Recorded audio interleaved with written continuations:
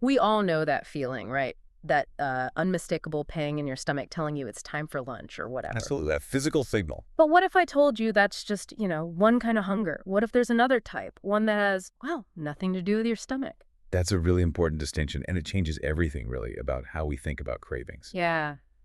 Our deep dive today is really guided by the thinking of Dan Hollis. He had such a transformative way of looking not just at hunger, but also at things like setbacks, failure, and how we change as people. Exactly. So that's our mission for this deep dive. Let's unpack what emotional hunger actually is. Right. We'll look at how medications, things like semaglutide, can sometimes bring it out into the open. Right. Reveal it. And crucially, how rethinking what failure means could be like the key to lasting transformation, not just with weight or food, right? No. But in anything. It's bigger than that. Much bigger. It's about self-discovery, really. Resilience. Okay, so let's dive in. Emotional hunger. How did Dan Hollis define it? Well, he really got to the heart of it. He taught that emotional hunger sounds like a craving, but it's actually a question, a need asking to be seen. Oh, wow. A question. I like that. Because it ties into what he called signal confusion, doesn't it? Exactly. We mix things up. We feel tired, maybe lonely, or just totally, overloaded. Overstimulated, yeah. And our brain just jumps to hungry, need food, so we grab a snack. Well, what we're really hungry for might be, well, connection or comfort, or maybe just 5 minutes of peace and quiet, clarity. Yeah, just quiet. That's it. And it's amazing how tangled up our feelings, loneliness, boredom, stress, even happiness sometimes can get with food. Food becomes the easy answer, the stand-in. Which makes things like semaglutide, Ozempic, Wegovy, so interesting in this context. People mostly see them as weight loss drugs. And they are effective for that, no question. They're GLP-1 agonists, first for diabetes, now known for significant weight loss. But Dan Hollis saw something else there, didn't he? A different role. He really did. He never saw semaglutide as a fix for the emotional side of eating. Yeah. Not at all. Okay. He said it serves as the silence that lets you find one.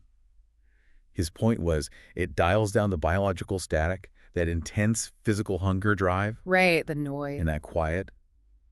Well, that allows the deeper stuff, those emotional questions, to finally come up to the surface where you can actually hear them. Okay, that makes sense. He had that analogy, the emotional scaffolding one. Can you unpack that? Yeah, that's a powerful one. He said if food has been your emotional scaffolding, the thing you lean on, for comfort, distraction, whatever. Right. Your go-to structure. Exactly. Yeah. When that gets gently taken away, maybe by the medication quieting the cravings, you don't just feel physically lighter, you often feel exposed, a bit vulnerable maybe. Exposed, yeah. I can see that. And he was really clear that feeling isn't weakness. It's actually an invitation to do that deeper work, to understand what that scaffolding was holding up. So the big question then is, what do you do with that silence, that space?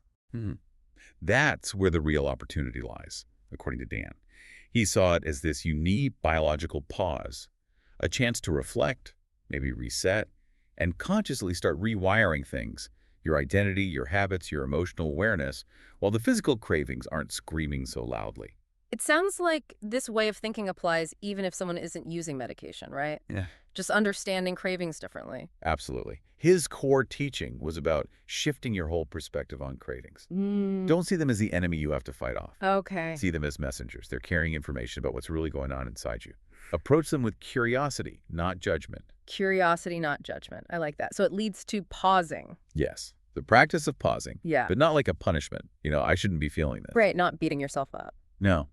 It's a pause to get genuinely curious, to ask yourself right then, okay, what am I really hungry for right now? That moment of asking is where the insight starts. It sounds like healing this then is way beyond just food rules or diet plans. Oh, completely. Dan believed it requires self-empathy first. Yeah. And awareness, obviously, but also the courage to actually ask the question behind the craving. And sit with the answer, maybe. And sit with the answer, yeah. That, he said, is the real work. It's deep self-discovery. Which brings us to failure, or rather, how we think about failure, especially with weight loss or any big personal change. Yeah, that's another area where Dan's thinking is just so helpful. We're so programmed to see failure, like regaining weight or slipping up on a plan, as proof that we're weak or undisciplined.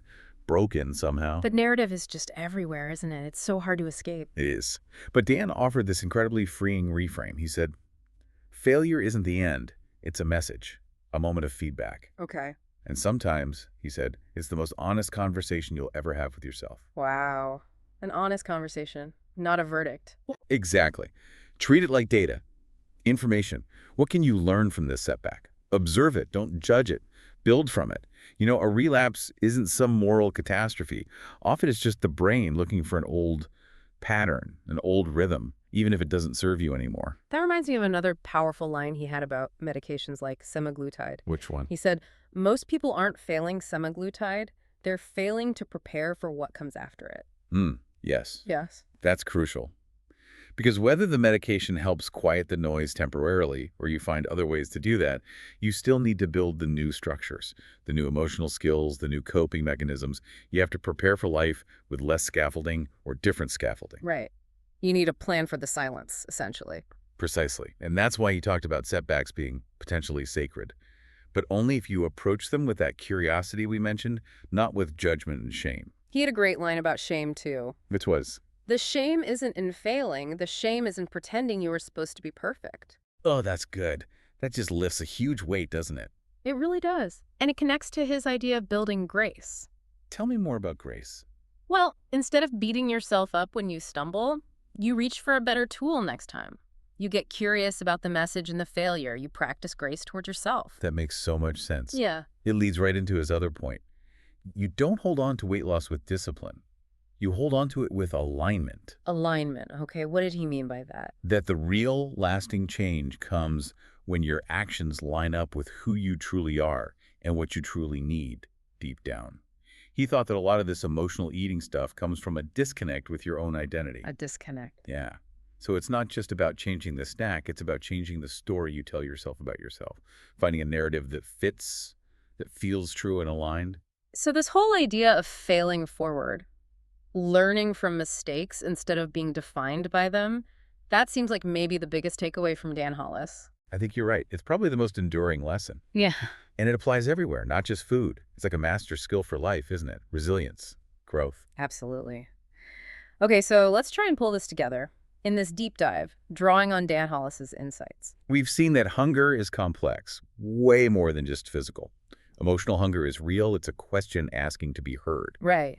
And tools like semaglutide or anything that creates that internal quiet, they aren't magic fixes, but they can be windows, opportunities for self-discovery. A chance to hear the question. And maybe the most powerful shift is how we look at failure. It's not an endpoint. It's feedback. It's data. It's a message. Full of lessons if we listen. So for everyone listening, maybe take a moment with Dan Hollis's wisdom. Think about your own life. Yeah. When you feel a craving or when you hit a setback, any kind of setback, maybe just pause. And ask, like he suggested, what am I really hungry for right now? What actually needs support here now that maybe the old ways aren't working or aren't available? It's a powerful practice because, and this is the thought we want to leave you with, something Dan Hollis said that really sticks. What's that? When the cravings stop, the truth begins.